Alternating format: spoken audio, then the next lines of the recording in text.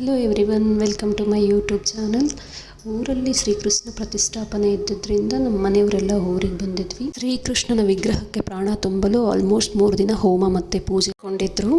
ಆ ಕೆಲವೊಂದು ಕ್ಲಿಪ್ಪಿಂಗ್ಸ್ಗಳನ್ನು ನಾನು ಈ ವಿಡಿಯೋದಲ್ಲಿ ಶೇರ್ ಮಾಡ್ಕೊತಾ ಇದ್ದೀನಿ.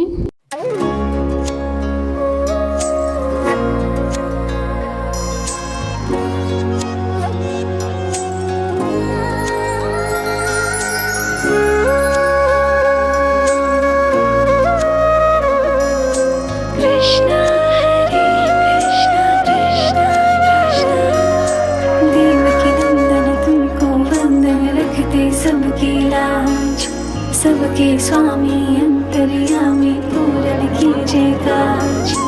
देवकी नंदन तुमको वंदन रखते सबकी लाज। सबके स्वामी अंतर्यामी पूर्ण कीजिए काज।